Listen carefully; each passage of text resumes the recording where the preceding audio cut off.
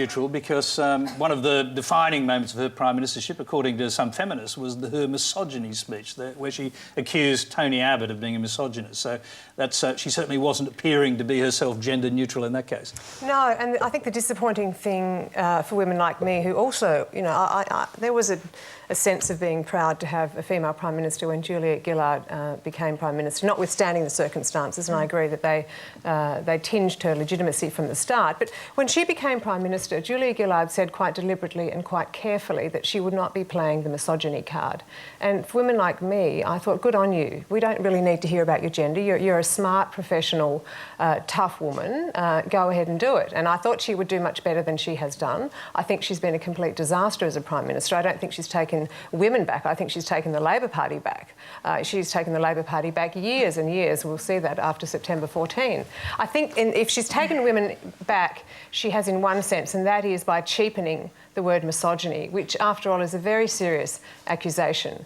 It became very obvious when she broke the promise about not using the gender card that she had tried the Real Julia campaign. She'd tried the character assassination of Kevin Rudd, which was quite unprecedented in Australia, even by our robust standards, to see her and her colleagues take down Kevin Rudd's character in the way that they did. And then she was surrounded by policy shambles and political misjudgments. So she brought out the gender card, and I thought that was a very, very disappointing moment because there wasn't real evidence of misogyny. And I think if we believe that her accusations were real, then we have become princesses in terms of what is real misogyny. She could have, let me just finish by saying, as Australia's first Prime Minister, put the focus on what real misogyny is. She could have said to Australian feminists, enough with our feckless feminism, let's turn the focus on what women in non-Western countries are facing. State-sanctioned misogyny, misogyny sanctioned by religion, daily experiences of misogyny. Not what she's talking about, that was cheap. Tony, can I just... there's a flaw in the premise of your question, though, from my point of view, that misogyny can only be called if a woman's calling it. I mean, that's not a gender issue. It should be called by whoever detects it. So I don't think that's playing the gender card at all. Germaine Greer. I find it difficult, really, to position that particular outburst because the fact was, for women all over the world, it was incredibly exciting. It was extraordinary. Suddenly, there was a woman who'd been hemmed in all the time by party protocol, by her advisors, the people who dressed her, the people who merchandised her, who was constantly being told what to say and when to say and how to say it. And she suddenly ripped one off, and we all thought, yes, there is somebody inside all of that careful, measured, strange, robotic speech. Suddenly she wasn't doing it. Suddenly she was really going for it. And it was a very sexy moment. But there's another thing about it, that is that it's all very well to say, you know, that Tony Abbott is not a misogynist. It's really not the issue.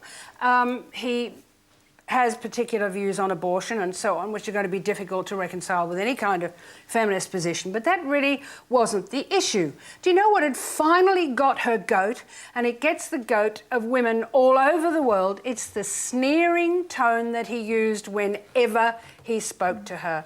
He belittles her every time he speaks to her. Women live with that every day. Mia Freedman.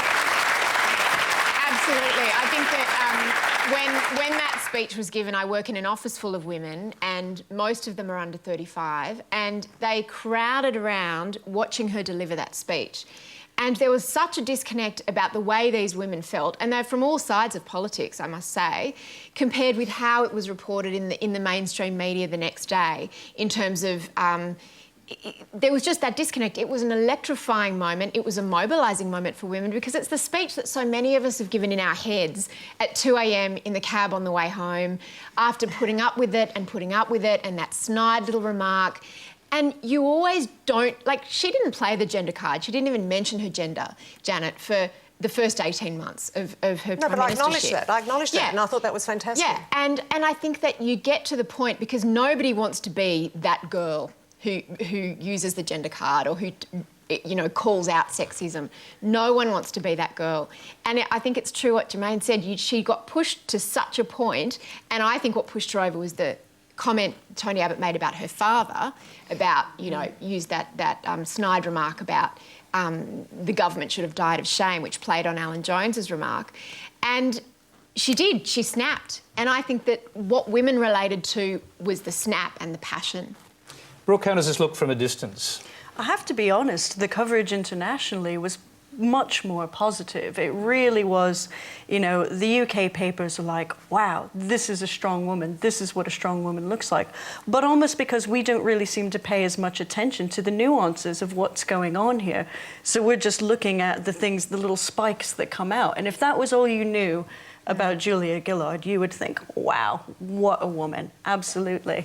What I find really interesting, having been here the last few weeks, is then contrasting that international view of her with the domestic view, which has a lot more criticism and a lot more nuance to it.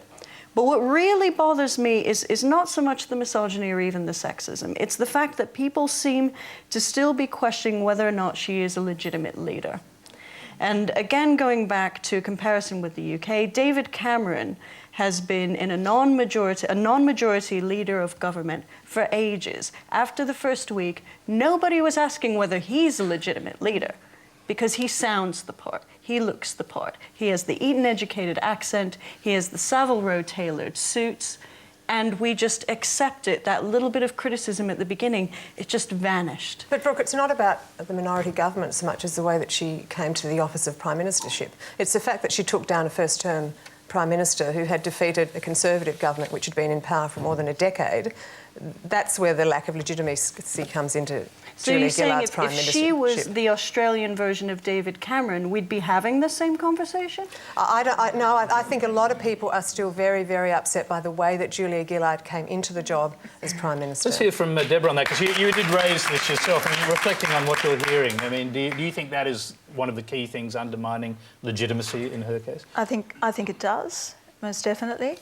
But how interesting is it that Kevin Rudd's shining moment, the moment that electrified Australians and the international audience, was the apology to the stolen generations. That he had the space, even in that brief window of his prime ministership, he had the space to make that wonderful gesture. Julia, the moment that electrified everybody was an attack. She hasn't been allowed that space, and even the apology that was made to the children who were forcibly removed just recently got very little airplay. Well, it was overshadowed by a potential leadership challenge, as it turns out. Indeed. Let's move on from politics. Our next question comes from Pamela Tuff. This is a question for Jermaine, but anyone can answer. In September 2012, Mia Friedman wrote an article responding to your comments about Julia Gillard's appearance by saying, "Jermaine, you've stayed too long at the party. It's time to hail a cab and call it a night." Do you believe that feminism still has a place in Australian society? Do I believe? Or has it succeeded in getting a place in Australian society? Might be more my way of putting that question. It depends what you think feminism is. I mean, everyone gets tremendously cross with me for making remarks about Julia's jackets. If only you'd stop there. No, but my problem with the jackets is they didn't look as if they even belonged to her. They were, and the thing is, we've all played down the role of the faceless men in the Labor Party, who are the people who really pulled off the coup against Kevin Rudd, and who have tried to run Julia ever since. And she's been in an extraordinary situation. She's head of a minority government with very complex and difficult policies to push through. She's had to have something that very few leaders have in any large measure, which is extraordinary patience.